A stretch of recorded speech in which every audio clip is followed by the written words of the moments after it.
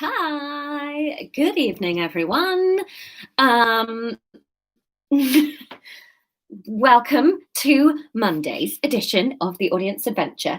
Firstly, thank you very much to everybody that donated to the coffee or Ko-Fi, however you're supposed to say it. I assume it's coffee because it's Buy You a Coffee over the weekend. Very much appreciated. Hello, Frags, you're back. Well done. Durkis is barking up a tree. Oh, is this with your essays? I've been really enjoying them. I hope you're all well and have had a lovely weekend. I had a full day off yesterday. I did absolutely nothing except bum around the garden sorting it out. We've got a little bit of patio, and I actually sort of like pulled up all the scrubby bits that are coming up through the patio and trimmed the front garden, and Mackie dug up my wisteria, and so I replanted that. So it was a lovely time. I hope you're all very well. It's going to be a bit of a funny week because we've got an episode today which, I mean, some ramifications hit. And then we have to wait till Friday for the next edition because I'm away for the rest of the week. So, God blimey, I'm anticipating some stuff. But exciting. Yeah, Mackie is, I mean, she's been very good. She's been amazing today. I've been in and out of meetings all day today, and she's just behaved like an absolute angel. And we are now 11 days without an accident, which is excellent. Very proud of her. Yes. Oh, she's cutie gorgeous one, and I love her. She's very cuddly today. I think she's tired. Because she rolled in a big seagull poo today, so we had to give her a bath, and she really hates being wet, so she's quite cross. But other than that, it's just been a delightful day. I've got a lot of work done today in anticipation of going away, which is nice. And I've had a bit of a breakthrough with the second book. So yes, everything is coming up, whatever it is. Oh, the puking on the phone, that was yesterday. No, that doesn't count as an accident because if it was her poo in the house, that's an accident. But if she throws up another creature's poo, ugh. Anyway, she's revolting, but I love her. So I'm so nervous to get into the chapter. I think you're going to be cross with me. But we're going to do it. The Audience Adventure 2, chapter 32, we're up to. Chapter 32, blimey.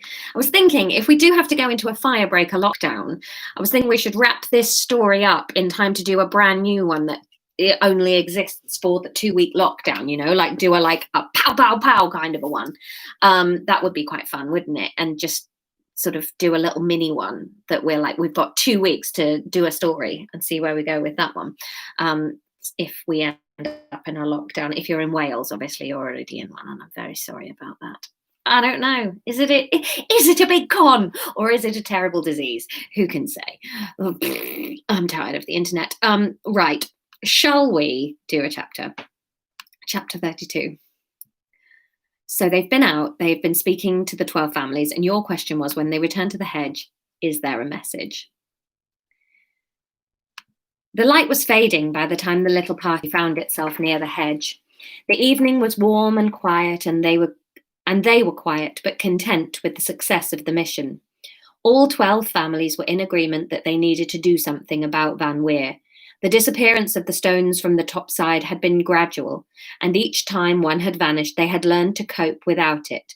But all were in agreement that it couldn't go on any longer. It's quiet, Ezria said in a low voice, and Marine smiled, enjoying the peace that seemed to come with this time of day topside. I agree, Sinfire growled. Too quiet. The smile vanished from Marine's face. Where is everyone? Briar asked in alarm, joining Sinfire at the front of the party. We should be able to hear cooking and movement. Marine looked at the topsiders.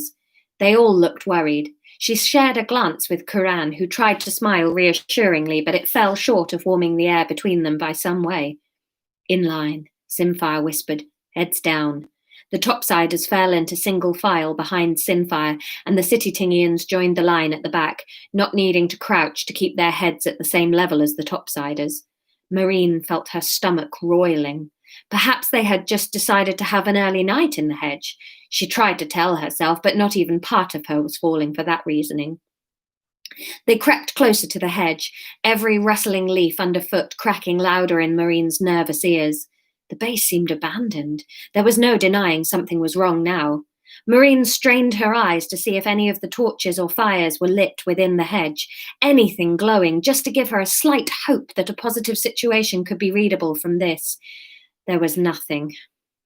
The silent line crept closer and closer until they were only a foot away from the entrance to the hedge. Sinfire held up a hand to tell the troop to pause, and they shrank silently into stillness. Sinfire and Brias crept forward, barely wobbling a blade of grass, and they snuck up to the mouth of the hedge camp. Marine could just about make out their outlines in the dimming light. The change in light was hard to get used to up here. Down below ground, it was either lamps on or lamps off, nothing else. Here, the light mixed and mingled, and the colours washed in and out of the world. So many colours, and it was a shame when they were gone. Marine hoped the morning would always bring them back. In many ways, the light was much easier to use to know the progression of day than waiting for beats. She liked it, but not right now when she wanted her eyes to be sharp and focused. She heard a gasp from Sinfire and Ezria, who had been crouched next to her, broke into a run. Marine followed before she'd even considered whether or not she should. She sprinted the few paces between her hiding place and the mouth of the hedge camp, and then skidded to a halt by Ezria's side. The hedge was abandoned, save for two figures. There was chaos, broken twigs and shredded leaves, upended cooking pots and shells, and the smashed detritus of a former home turned battleground. Marine looked around dismayed, and then her eyes pulled back to the two figures in the middle of the seating circle. Aleph lay motionless with glassy eyes, staring out at the dwindling daylight, although there was no chance they saw it. Her skin was red and mottled with dried blood and fading bruises. By her side, panting shallowly and being cradled by Sinfire, was Mortglade. Ezria and Marine dashed forward at once to be by her side. "Mortglade," Ezria breathed. "My captain," said Mortglade, her breathing sounding bubbly and her voice hoarse. "I'm so sorry. We couldn't hold them off." "Who did this?" Sinfire growled, looking at the decimation of her home and the murder of her guests. "Van Weer, of course," Mortglade half chuckled. "She turned up with the 1st Battalion looking for the stone. We tried to hold her off, but..." A gurgling cough cut off Mortglade's sentence, and Ezria stroked her damp hair. Marine felt hot tears prickling in her eyes. There was no way the few people at the hedge could have held off an entire battalion, let alone the 1st Battalion, the most intensely trained Tingians in the city. "Where are the others?" asked Ezria, and Marine could see her eyes trying to avoid the lifeless form of Aleph. No one wanted to look at the pale face lying at a twisted angle on the ground. "She took them. They're with her. She left me here as a message. She tried to get information out of us about the stone. She seems to think we've lost it. She seems to have lost it. She thinks we have it. She really thought we'd know where it was." Marine felt heavy, oil-hot, bubbling shame and guilt writhing through her veins as she thought of Van Weer torturing her friends to get information about a stone they knew nothing of, but that was sheltered in her pocket where she enjoyed the might of its power. Her throat felt tight and encased in dry mud. "Don't worry about the stone now. The old bitch has mislaid it and forgotten," Ezria soothed, and Mortglade chuckled faintly. "We just have to focus on healing you up. Where is the worst of it? Sinfire, what medical supplies do you have?" Mortglade's laugh gained in strength. "Don't be daft, Talaglashi. You can hear this bubbling in my lungs same as me. She's kicked me hard enough that there's no willow bark to be found that will help. Don't be daft." She repeated herself gently, stroking Ezria's hand as though it were her comforting Ezria and not the other way round. "Did she say where she was going?" Sinfire asked, peering into Mortglade's clouding eyes, her voice remaining gentle despite the urgency of her question. "Back below," said Mortglade. "She'll have it out on her terms." Sinfire looked pale and drawn. Would the 12 families follow her beneath ground? There was a wet noise, and Mortglade's eyes closed. Her head lolled in towards Ezria's breast, and there was a silence within the hedgerow. I'm so sorry. I'm so sorry. Mystic. Well, Mystic. Well, Mystic. Well, oh, I'm so sorry. I thought after the contemplative, which word? I still don't know how you say that. Accent. I thought you needed some action as to whether there was a message or not, and the message was going to be death. But funny you should say that, Mystic. Funny you should say that. And you need to all think about your votes. I'm so sorry, Dirkus. I'm so sorry. You said something in your comment on the video. Oh, that if anything had hurt LF. I'm so sorry that you keep falling for the wrong characters. I'm so sorry. But Mystic might be onto something if you vote correctly. Come on. So your votes over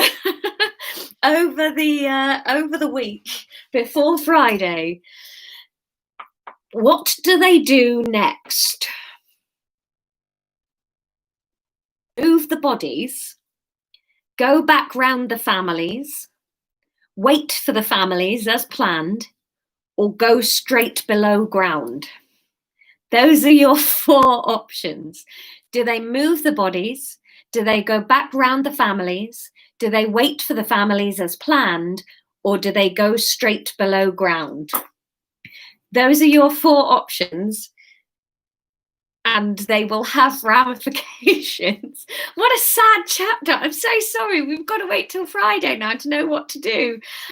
You're going to have to get chatting and come up with a plan and see what we can do before Friday to see if there's any hope for our 2 dead Tingians. Is this the first? Oh, crikey. I think this is our first named death, isn't it? I'm so sorry, guys. But you did it, not me. It was not me. I said, do you want a message? You said there was a message. The message is the corpse of LF and Mortglade, a double death. So that's your solemn duty, is to see if there's a way to resurrect them. Maybe the stone can do it via Marine, but only if you find the right option. So see what you can do. Get voting. Don't forget to like the videos and subscribe and share if you're having a good time. We've got such a nice little team. I know there's a lot of people that don't join in the comments, and thank you for joining in as well. But any likes and shares is always appreciated, just to help spread the word. It should have been Rishek. I did think about it being Rishek, but I make my plans before you vote, and I can't change it based on the outcome. I have to go with what you voted for. So I will see you Friday. Take care of yourselves and be kind to each other and to yourselves. It's getting really tough to be a human on the internet, so be nice to your brains, and I'll see you Friday. Love you lots. Bye.